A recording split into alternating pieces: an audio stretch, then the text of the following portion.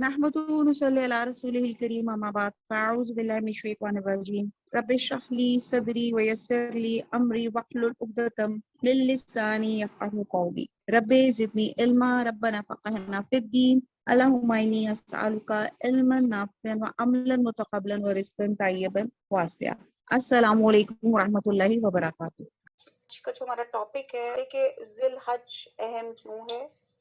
اور یہ مہینہ ہمارے لیے دوسرے مہینوں کی نسبت بہت اہمیت کیوں رکھتا ہے، تو اس پر ہم دیکھتے ہیں کہ اللہ تعالیٰ کا بہت بڑا احسان ہے کہ اس نے ہمیں اسلام جیسی نعمت عطا کی، اچھے برے کا فرق بتایا، نیکی بدی کے پیمانے دیے، نیکی کمانے کے موقع بھی عطا کیے، یعنی کہ آپ دیکھیں نیکیوں کا سیل میلہ لگایا، اور انہی مواقع میں سے ایک موقع ذی الحج کا مہینہ ہے۔ اور ہم جانتے ہیں کہ رمضان المبارک کو نیکیوں کا موسم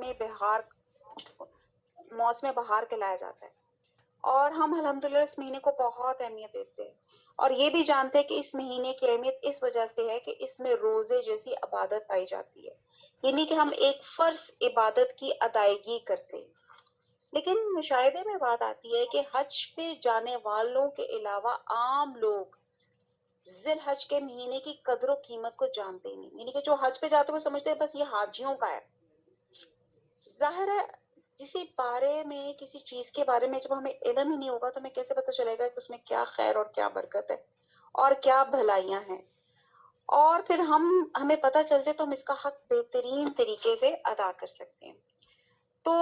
آج کی جو ہماری کلاس ہے اس کا مقصد یہ ہے کہ ہم اس مہینے کو پہچانیں، اور یہ اگلی 3 کلاسز جو ہیں ذی الحج پر انشاءاللہ تعالیٰ رہیں گی۔ اس مہینے میں کیا کچھ کرنا چاہیے اور اس مہینے کی رحمتوں کو اور برکتوں سے بہتر ہم کس طرح سے فائدہ اٹھا سکتے ہیں۔ ابو عثمان النہدی کہتے ہیں کہ اسلاف کرام یعنی کہ پہلے دور کے جو نیک لوگ تھے،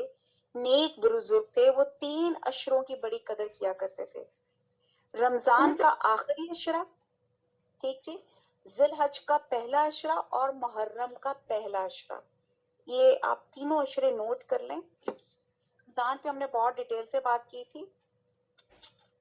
اور اب انشاءاللہ تعالی ہم ذی الحج کے اس پہلے اشرے کی بات کریں گے، اور انشاءاللہ جب محرم آئے گا تو اس کے بھی ہم پہلے اشرے کی امپورٹنس کی بات کریں گے۔ تو رمضان کے آخری اشرے میں سات راتیں ہوتی ہیں، لیلۃ القدر ہوتی ہے۔ اسی طرح ذی الحج کے مہینے میں خصوصی طور پہ پہلا اشرہ بہت اہم ہے کیونکہ اس میں فریضہ حج کی ادائیگی ہوتی ہے، اور محرم کا پہلا اس اعتبار سے کہ اسلامی کیلنڈر کا پہلا مہینہ ہے، اور رمضان کے روزے ہونے سے پہلے مسلمان عاشورہ محرم کے روزے رکھا کرتے تھے، اور 10ویں محرم کے روزے کی بھی بڑی فضیلت آتی ہے۔ آج ہم ذی الحج کے مہینے پہ بات کریں گے، اور اس پہ بھی بات کرتے ہوئے کہ یہ جو پہلے 10 دن کی فضیلت ہے، اور اس 10 دن کی اہمیت کا اندازہ آپ اس بات سے لگا سکتے ہیں کہ اللہ تعالیٰ نے قرآن پاک میں ان 10 دنوں کی قسم کھائی ہے، اور جس چیز کی قسم اللہ تعالیٰ کھا لیتے ہیں پھر اس چیز کی اہمیت کا اندازہ آپ خود فرما سکتے ہیں۔ جیسے سورہ فجر میں والفجر ولیال عشر، قسم ہے فجر کی اور 10 راتوں کی۔ اب دیکھیں قسم کس نے کھائی؟ اللہ سبحانہ تعالیٰ نے، جسے پتا چلتا ہے اب قسم کس لیے کھائی جاتی ہے؟ جب آپ نے کسی چیز پہ بہت ایمفسائزڈ کرنا ہو، تو اللہ تعالیٰ بھی ہمیں بہت تاکید اور ایمفسائز کر رہے ہیں کہ ان 10 دنوں کی، اور اکثر اسکالرز کے نزدیک ان 10 راتوں سے مراد ہے جسے ہم عام طور پہ 10 دن بولتے ہیں۔ ایکچولی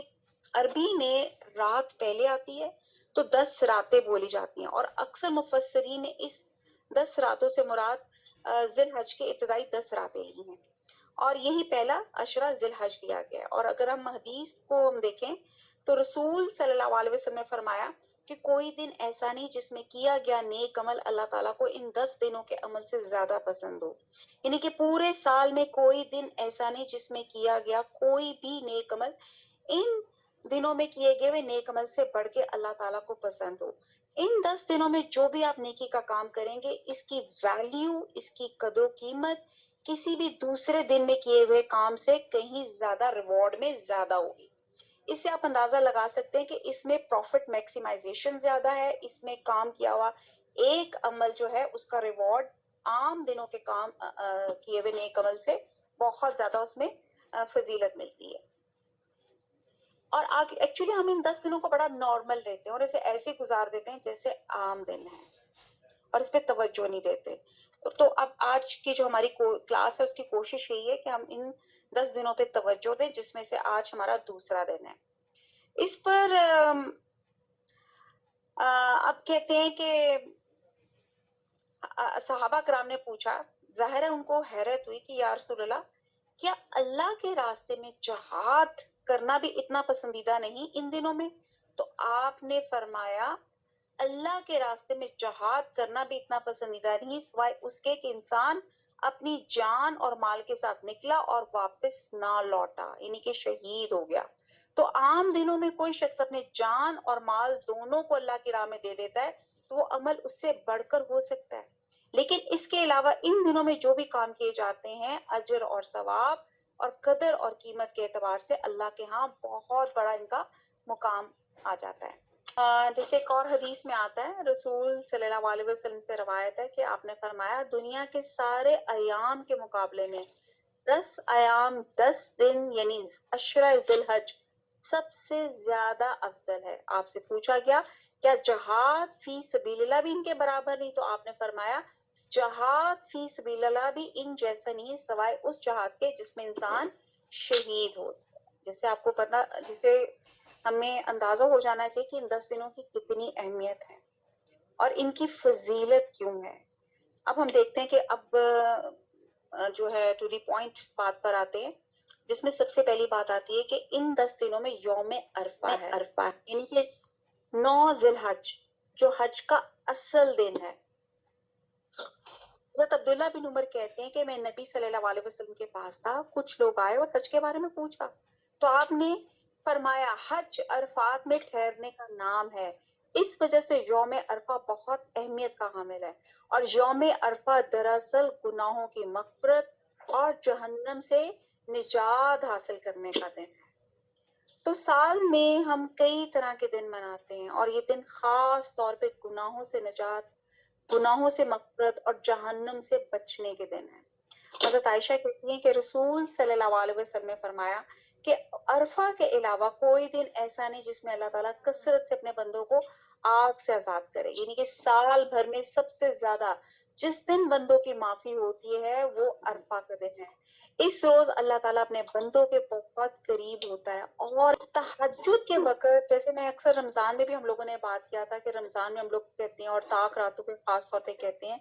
لیکن ہم کہتے ہیں کہ رمضان اور نان رمضان میں تہجد ایک ایسا ٹائم ہے کہ جس میں اللہ سبحانہ تعالیٰ روز ڈیلی بیسس پہ آسمانی دنیا پہ آتے ہیں اور کہتے ہیں ہے کوئی مانگنے والا جو مجھ سے کچھ مانگے، ہے کوئی کسی کو حاجت ہو، کوئی تکلیف ہو، کوئی پریشانی ہو، مجھے بتائے میں اس کو دور کروں. اور اسی دن لائک وائز یوم عرفہ ایک واحد ایسا دن ہے جس میں اللہ سبحانہ تعالیٰ دن کے وقت جو ہے آسمانی دنیا پہ آتے ہیں اور ہم سب کی دعاؤں اور التجاؤں کو قبول فرماتے ہیں. Getting my point? سملیرٹی تھوڑی سی پتہ چلی کہ یہ باقی دن تو اللہ تعالیٰ تہجد کے وقت ہوتے ہیں. ذرا بتاؤ تو یہ لوگ مجھ سے کیا چاہتے ہیں؟ یعنی کہ اللہ تعالیٰ یوم عرفہ والے دن پوچھتے ہیں، یعنی کہ خاص طور پہ عرفات کے میدان میں جو لوگ جمع ہوتے ہیں اپنے گھر بار، بیوی بچے، بعد اوقات کاروبار، تجارت، دنیا کی ہر چیز چھوڑ کر، مال خرچ کر کے، جسمانی مشقت اٹھا کر اس میدان میں جب جمع ہوتے ہیں تو اللہ تعالیٰ ان کے قریب آ جاتے ہیں. سبحان اللہ، امیجنیشن میں لے کر آئے، قریب آ جاتے ہیں اور فخر کرتے ہیں کہ دیکھو میرے یہ بندے یہاں جمع ہیں، بتا بھلاؤ یہ کیوں جمع ہے؟ ظاہر ہے چٹیل میدان ہے، خالی جگہ ہے، وہاں دنیا کو کوئی کام کاروبار نہیں، کچھ بھی نہیں، بخشش جانے آئے ہیں، اللہ تعالیٰ کے بلانے پہ آئے ہیں. میرے ساتھ سب پڑھے لبیک اللہم لبیک لبیک لا شریک لک لبیک ان الحمد والنعمت لک والملک ला शरीक लक, अल्लाह तूने बुलाया है, हम हाजिर हैं, अल्लाह हमें माफ फरमा दीजिए। तो अशरा ज़िलहज का ये दिन बहुत अहमियत का हामिल है इस एतबार से कि इस दिन गुनाहों की बख्शिश होती है और इस कसरत से होती है कि हुजूर सल्लल्लाहु अलैहि वसल्लम ने फरमाया अरफा के दिन अल्लाह ताला फरिश्तों के सामने फख्र करता है कि मेरे बंदों को देखो, प्रागंदा सर, गुबार आलूद, दूर दराज से मेरे पास आए हैं और मैं तुम सबको गवाह बनाता हूँ। अब यहाँ पे थोड़ी सी मुश्किल उर्दू आ रही है, मतलब मकसद ये है कि आप देखते हैं कि जब इंसान एहराम की हालत में होता है तो वो बहुत सी उस पर पाबंदियां लग जाती हैं, तो अल्लाह ताला को उसकी वो पाबंदियां भी इतनी प्यारी लगती है। अल्लाह ताला कहते हैं कि मैं इन सबको मैंने बख्श दिया। फरिश्ते कहते हैं कि इनमें फला शख्स गुनहगार है, अल्लाह ताला फरमाते हैं मैंने इन सबको माफ कर दिया। ये कहते हैं ना, जैसे हमारे यहाँ पे तो जैसे एक टर्मिनोलॉजी बनी है कि जब अल्हम्दुलिल्लाह जब हज करते हैं तो इंसान 0 मीटर हो जाता है, यानी कि ऐसे जैसे माँ की गोद से बच्चा पैदा होता है, बिल्कुल साफ शफाफ। आप सल्लल्लाहु अलैहि वसल्लम ने फरमाया अरफा के दिन अल्लाह ताला बहुत से लोगों को जहन्नम से आजाद करते हैं, यानी कि ऐसे लोगों की बख्शिश होती है जिन पे जहन्नम वाजिब हो चुकी होती है। इनको तो लाजमन सजा मिलनी चाहिए, लेकिन जब लोग खालिस्तन अल्लाह की रजा की खातिर अपना गुनाह बख्शाने के लिए, किसी शोहरत के लिए नहीं, किसी गर्ज के लिए नहीं, किसी दिखावे के लिए नहीं, सिर्फ माफी चाहने के लिए इसके बुलाने पे इस मैदान में हाजिर होते हैं, इस खास मखसूस दिन, मखसूस वक्त, और फिर रो धो के अल्लाह से माफी चाहते तो अल्लाह ताला इनको माफ कर देते हैं और इनकी गर्दनें जहन्नम से आजाद कर देते हैं। ये मेरे साथ बहुत इन्वॉल्व होइएगा, कोशिश है कि मैं आपको सबको इन्वॉल्व भी करूं इन दिनों की इम्पोर्टेंस पे, क्योंकि इंशाल्लाह ताला जिंदगी रही तो 9वीं 10वीं जो हमारी जिंदगी में आएगी, इंशाल्लाह ताला रोजे रखेंगे और वो क्लास नहीं होगी, तो ये तमाम चीजें हमारे जहन में होनी चाहिए कि अरफा का इस वक्त हाजी तो जो हज कर रहे होंगे, जो नॉन हाजी हैं उनके लिए भी कितनी बरकत है। एक और हदीस में आता है, आपने फरमाया लोगों इन 10 दिनों में अल्लाह ताला तुम्हारी हाजिरी की वजह से, यानी कि तुम्हारे आने की वजह से तुम पर फरिश्तों की जमात में फख्र फरमाता है, और फरमाता है यानी कि अल्लाह ताला प्राउड फील करते हैं कि तुम्हारे गुनाहों को मैं माफ करता हूँ, मगर हक्कल आबाद, नेक लोगों की खताओं को माफ करता हूँ, नेकों के सवाल को पूरा करता हूँ, यानी कि जो दुआएं मुझसे मांगते हो,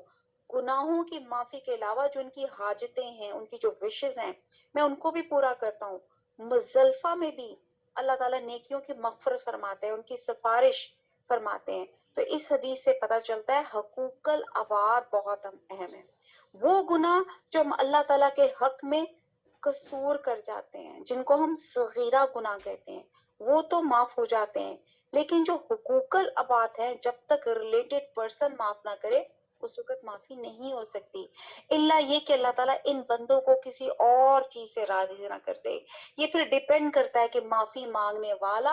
अपने गुनाहों पे कितना नादिम है, शर्मसार है, और आइंदा के लिए इन गुनाहों से बचने के लिए क्या सोचता है।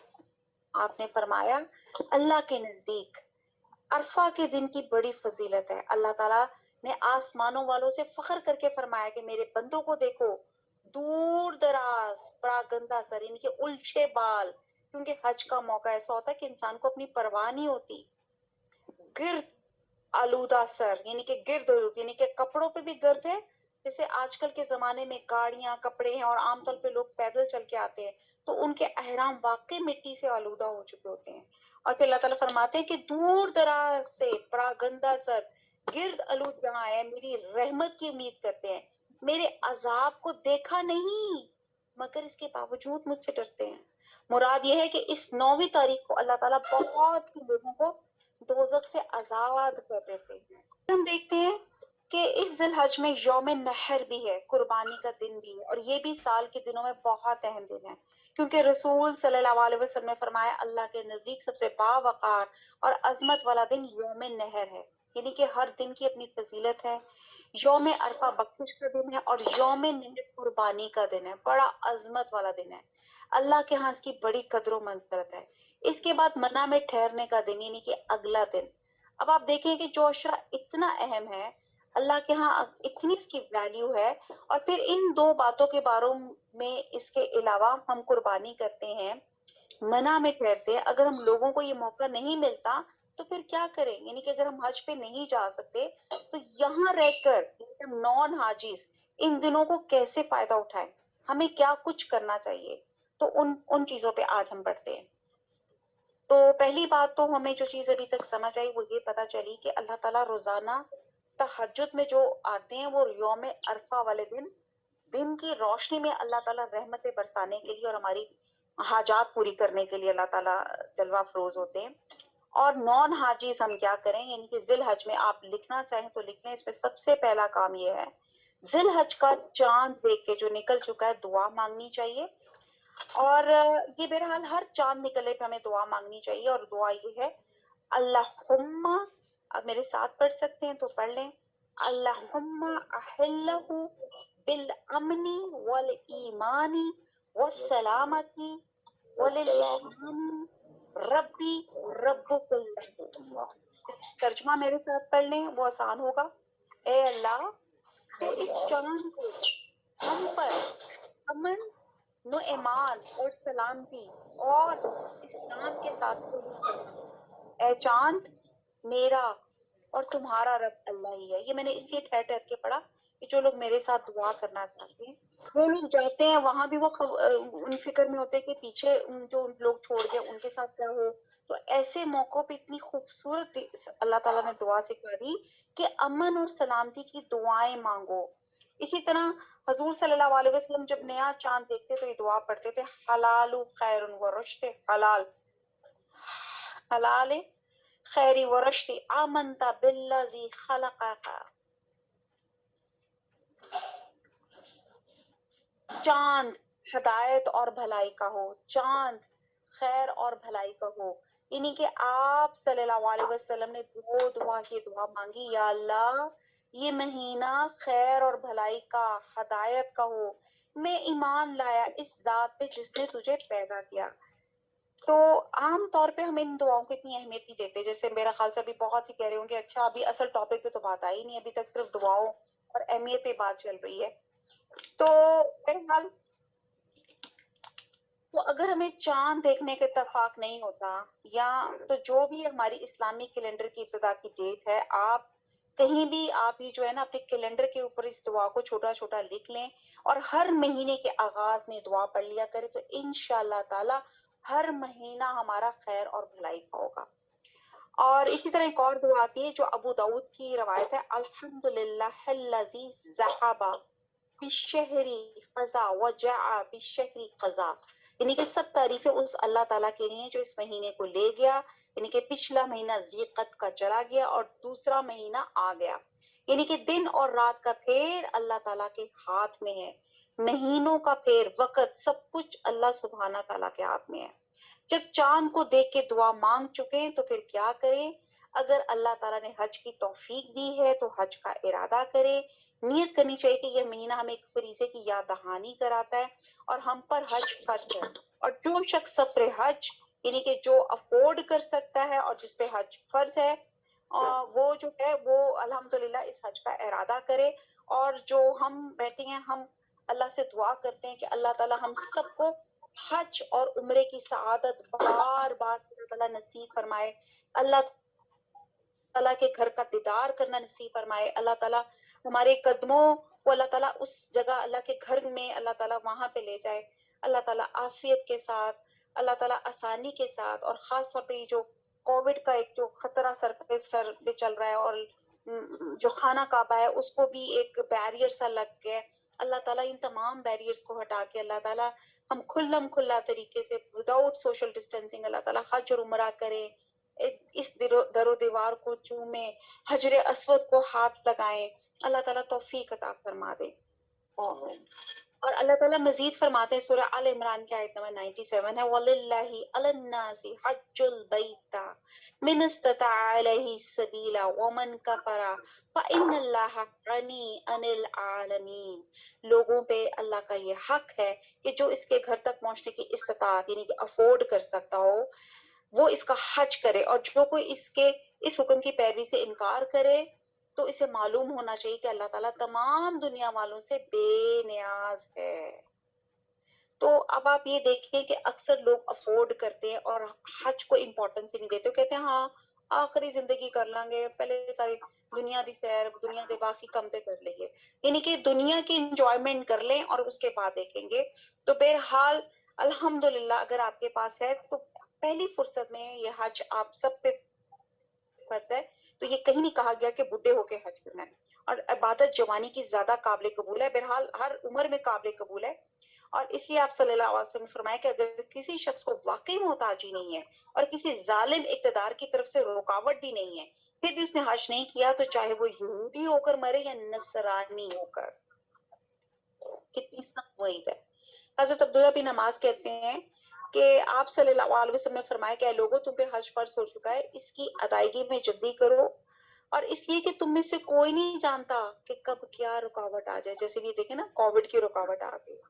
اور بعد اوقات ہمارا ارادہ ہوتا ہے، نیت ہوتی ہے، تیاری ہوتی ہے، کچھ پتا نہیں ہوتا کہ آئندہ سالت حالات کیسی ہوں گی، صحت کیسی ہوگی، دنیا کے حالات کیسے ہوں گے، اس لیے جب موقع ملے اپنی طرف سے فیضا ادا کر لیں۔ اور خواتین کے لیے خاص طور پہ آپ نے فرمایا کہ بوڑھے، کمزوروں اور عورتوں کے لیے حج اور عمرہ کرنا ثواب میں جہاد کے برابر ہے، یعنی کہ اتنی اللہ تعالیٰ نے اس کا اجر عورتوں کے لیے مزید دے دیا۔ اور اس عشرے کا بہرحال یہاں پہ جو میں نے سب سے امپورٹنٹ بتایا، اس عشرے کی اہم ترین عبادت کیا ہے؟ حج ہے۔ اور انشاءاللہ تعالیٰ آج ہم نیت بھی کرتے ہیں کہ جو کر رہے ہیں اللہ تعالیٰ، جن کو اللہ تعالیٰ نے توفیق دی ہے، اللہ تعالیٰ وہ خیر و عافیت سے کرے، اور اللہ تعالیٰ ہم سب کو بھی اللہ تعالیٰ بار بار حج اور عمرے کی سعادت دے۔ اب اس عشرے کا دوسرا اہم ترین کام ہے، وہ ہے روزہ رکھنا۔ تو اللہ کے نزدیک بہت افضل اور محبوب ہے۔ اللہ حضور صلی اللہ علیہ وسلم نے فرمایا کہ جو شخص اللہ کی راہ میں ایک روزہ رکھتا ہے، اللہ تعالیٰ اس کے بدلے میں اس کی اور جہنم کے درمیان میں 70 سال کا فاصلہ پیدا کر دیتے ہیں۔ اب سوچے اتنا فیصلہ، اتنی روزہ اللہ تعالیٰ کو پسند ہے، جو انسان کو دوزخ کی آگ سے دور کر دیتی ہے۔ تو ان دنوں کے جو روزے فرض تو نہیں ہیں، یعنی کہ ذی الحج کے، لیکن اجر اور ثواب سے بہت زیادہ ہیں۔ اور ان دنوں میں ہم جو بھی کوئی نیک عمل کریں گے، جیسے میں نے شروع میں بتایا، وہ عام دنوں کی نسبت زیادہ ثواب ہوگا۔ تو اس عشرے میں جب ہم روزہ رکھیں گے تو اس کا اجر اور ثواب کہیں زیادہ ہوگا۔ پچھلے مہینے کے روزے رکھنے سے، یعنی کہ ایک رمضان کے روزوں کا بہت ثواب ہے، پھر اس کے بعد میں پھر ریپیٹ کر رہی ہوں، عاشورہ، محرم کے روزوں کا، اور ذی الحج کے ان پہلے دنوں کے روزوں کا، اور خاص طور پہ 9ویں ذی الحج کا روزہ، جو حاجیوں کے لیے تو نہیں ہے، لیکن ہم جیسے جو نان حاجیز ہیں، جو ہم اہل حج کے ساتھ اس دن روزے جیسی حفاظت کے ساتھ ان کے شریک ہو سکتے ہیں، تو یہ کام تو ہم کر سکتے ہیں۔ اس کے بعد آپ نے فرمایا، صحیح مسلم ہے کہ یوم عرفہ کے روزے کے متعلق مجھے اللہ تعالیٰ سے امید ہے کہ وہ 1 سال پہلے کے گناہوں کے لیے کفارہ بن جائے گا، یعنی کہ آپ اس دن کا روزہ رکھیں تو اللہ تعالیٰ سے امید ہے کہ پچھلے سال کے گناہ بھی معاف ہو جائیں گے اور آئندہ کے بھی، یعنی کہ جو کیے ہیں اور جو نہیں کیے ہیں۔ تو بہرحال ان دنوں میں ایک روزہ رکھنے کا ثواب سال بھر کے روزوں کے ثواب کے برابر ہو سکتا ہے۔ اور ترمذی کیا آتا ہے کہ ان دنوں میں روزہ رکھنے میں ایک روزے کا اگر ثواب، جیسے آپ نے سال بھر کا روزہ رکھا ہے، اور خاص طور پہ اگر آپ کے قضا روزے رہتے ہیں، یعنی کہ اگر آپ کے جیسے کچھ ہماری عورتوں کے جو خصوصی وجہ سے جو ہمارے روزے چھوٹ جاتے ہیں، تو ذی الحج میں ایک تو ہمیں ڈبل فائدہ ہو جائے گا کہ ذی الحج میں اگر ہم یہ روزے رکھیں گے تو قضا روزوں کا بھی ثواب مل جائے گا، اور آپ کو ذی الحج کے ثواب بھی مل جائے گا۔ جیسے ہم پڑھتے نا شوال کے روزے، تو شوال کے روزے کی جو نیت ہوتی ہے، اگر آپ نے نیت قضا کی ہے تو آپ کو قضا کا ثواب ملے گا، لیکن اگر آپ کی نیت شوال کی ہے تو آپ کو شوال کا ملے گا۔ لیکن یہ حج کے جو دن ہیں، یہ جو ذی الحج کے جو شروع کے دن ہیں، اس میں 9ویں اور 10ویں کی ملا کر نکال کر، جو پہلے اگر آپ 7 روزوں میں سے اگر آپ کوئی روزے رکھتے ہیں تو آپ کو اس میں ذی الحج کا بھی ثواب ملے گا اور آپ کا قضا کا بھی ثواب ملے گا۔ اور حضور صلی اللہ علیہ وسلم کی زوجہ محترمہ سے روایت ہے کہ حضور صلی اللہ علیہ وسلم 10ویں محرم اور ذی الحج کی 9 دن اور 3 دن ہر مہینے سے اس طرح کے پہلی پیر اور 2 خمیس روزے رکھتے تھے. یعنی کہ آپ کے روزوں کا طریقہ یہ ہوتا تھا کہ 10ویں ہم دیکھ رہے ہیں کہ حضور صلی اللہ علیہ وسلم کون کون سے روزے رکھتے تھے. 10ویں محرم کا روزہ رکھتے تھے, ذی الحج کے یہ 9 روزے رکھتے تھے, اور ہر مہینے کے 3 دن, اور وہ بھی کس طرح, ایام بیس کے. اور ایک دوسرا بھی آتا ہے کہ پہلے پیر کو, اور یہ ذکری کی پہلی تاریخ کو, یعنی کہ 2 3 4 5 کو بھی ہو سکتی ہے, یعنی کہ جو بھی فرسٹ منڈے آتی ہے مہینے کی. اور آپ صلی اللہ علیہ وسلم ہر مہینے میں پہلی پیر یا پھر خمیس یا اس کے بعد والی خمیس کے روزے نہیں چھوڑتے تھے, اور خمیس کہتے ہیں تھرسڈے کو. ہر ماہ کی پہلی پیر, پہلی پھر جمعرات اور اس کے بعد والی جمعرات, اور اس طریقے سے آپ روزے رکھتے تھے. اور حضرت عائشہ سے روایت ہے کہ جس دن میں ان سے روزوں کے متعلق سوال کیا تو آپ صلی اللہ علیہ وسلم یہ روزے رکھتے تھے, تو انہوں نے جواب دیا ہاں. عشرے سے مراد اگرچہ 10 دن ہے, لیکن عید کے دن کا روزہ نہیں ہوتا. تو اس وقت جب بھی عشرہ بولا جائے تو ذی الحج کا, تو اس سے مراد آپ کے پہلے 9 دن کیے جاتے ہیں. یہ بھی میں آپ کو کلیئر کر دوں. اب آپ دیکھیں کہ اس سے بھی ذی الحج کے پہلے عشرے کی اہمیت اور فضیلت پتہ چلتی ہے کہ اس میں حج ہے, اس میں روزوں کا اتنا ثواب ہے, کچھ اعمال اور بھی ہیں. رمضان میں صرف روزہ ہوتا ہے, آپ عمرہ نہیں کر سکتے. تو آپ دیکھیں کہ رمضان میں حج نہیں ہوتا, لیکن ان دنوں میں اس کی فضیلت دیکھیں, آپ حج کر سکتے ہیں, پھر روزہ رکھ سکتے ہیں, پھر آپ قربانی کر سکتے ہیں, آپ نماز پڑھ سکتے ہیں, آپ زکوٰۃ ادا کر سکتے ہیں, آپ تسبیحات پڑھ سکتے ہیں, آپ نوافل ادا کر سکتے ہیں. یعنی کہ ذی الحج کے ان دنوں میں ایک سے زائد عبادات کا آپ کے پاس موقع مل جاتا ہے. تو پھر بتائیں یہ سیلیبریٹ نہیں کرنا چاہیے؟ ہم باقی دن تو اور چیزیں بڑی سیلیبریٹ کرتے ہیں جی, فادرز ڈے تو مدرز ڈے, تو ان چیزوں کو نہیں ہم سیلیبریٹ کریں. تو ہم نے ابھی تک کیا پڑھا آغاز میں, کیا کہ اس کو دیکھ کر آپ نے دعا کرنی ہے چاند کو دیکھ کے, پھر ہم نے کیا کرنا ہے, روزہ رکھنا ہے, پھر ہم نے نوافل کا اہتمام کرنا ہے, کیونکہ ان دنوں کے نوافل عام دنوں کے نوافل سے پھر وہی بات ہے کہ ریوارڈ میں بہت زیادہ ہوتے ہیں. اگر اللہ تعالیٰ نے آپ کو روزہ رکھنے کی توفیق دی ہے تو سحری کے لیے تو آپ اٹھتے ہی ہیں, تو جب سحری کے لیے اٹھے تو تہجد بھی پڑھ لیں. اور ویسے بھی آپ جانتے ہیں کہ قیامت کے دن نماز کے بارے میں پہلا سوال ہوگا, پہلا حساب کس کا ہوگا, نماز کا. اور دوزخ میں جانے والے سے جب پوچھا جائے گا ما سلکم فی سقر, سورہ مدثر کی آیت نمبر 42 ہے, کیا چیز تمہیں دوزخ میں لے گئی, اور سورہ مدثر کی آیت نمبر 43 میں جواب ہے قالوا لم نکو من المصلین, وہ کہیں گے ہم نماز پڑھنے والوں میں سے نہ تھے. اور آیت نمبر 44 ہے سورہ مدثر کی وَلَمْ نَكُ نُطْعِمُ الْمِسْكِينَ, اور ہم مسکین کو کھانا نہیں کھلاتے تھے. تو اب آپ یہ دیکھیں اس سے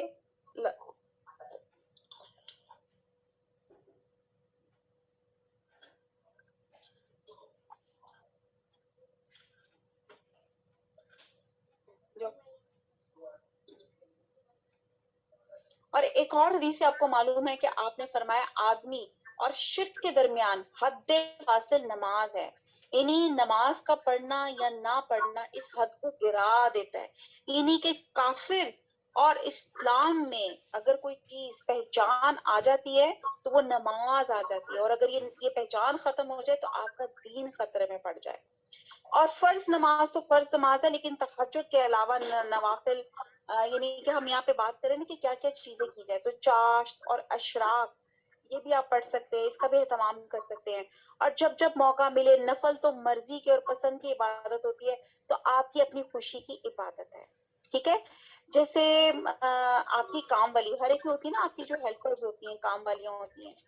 اچھا وہ ریگولر ایک صفائی کرتی ہے, آپ کہتے ہیں ٹھیک ہے ریگولر صفائی کر لی. اچھا اگر وہ بغیر کہے, ہماری جو کام والی ہوتی ہے بہت اچھا صاف کرے, جیسے میری بھی کام والی نے باتھ روم صاف کیا, میں نے کہا باجی ویری گڈ, آج تو آپ نے میرے نل کے, آپ نے جو اس کی سینیٹری کے بڑا چمکا چھوڑا, بڑی خوش ہوتی ہوں. آج تو آپ نے صوفے پیچھے کر کے بہت اچھا کام کر دیا, آج تو آپ نے میرے کہے بغیر آج جالے بھی صاف کر دی. ایسی ہے نا,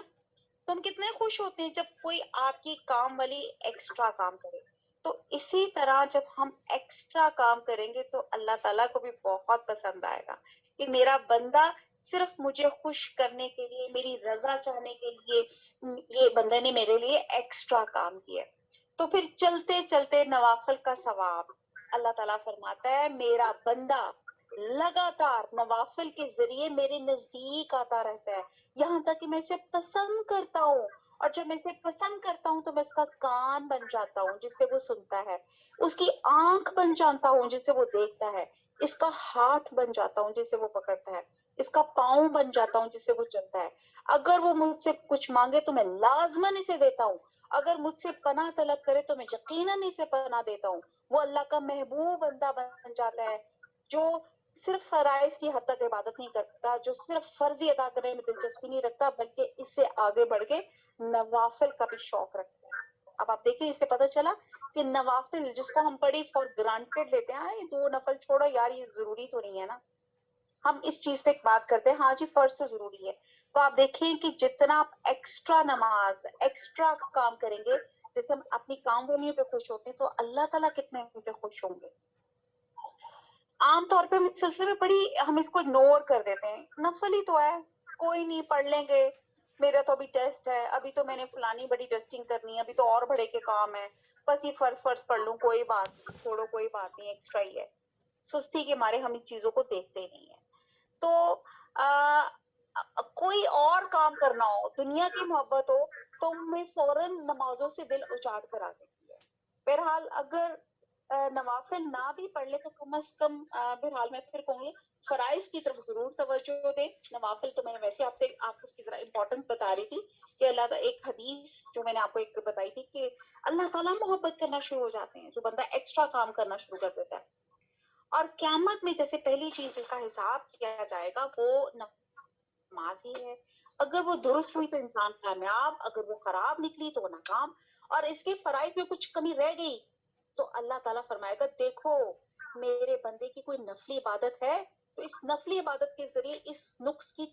تکمیل کر دی جائے گی، جو فرائض میں باقی رہ گیا اور پھر اس کے تمام اعمال کا حساب اسی طرح ہوگا، یعنی کہ جیسے زکوٰۃ، یعنی کہ آپ کو سمجھ آئیے کہ جو ایکسٹرا نماز ہوتی ہے، جو نفل ہوتے ہیں، ایک تو اللہ تعالیٰ خوش ہوتے ہیں، اور دوسرا اللہ نہ کرے ہماری فرض نماز میں کوئی کمی کوتاہی کوئی چوک ہو جائے گی تو اللہ تعالیٰ وہاں سے اس کو بیلنس کر دیں گے۔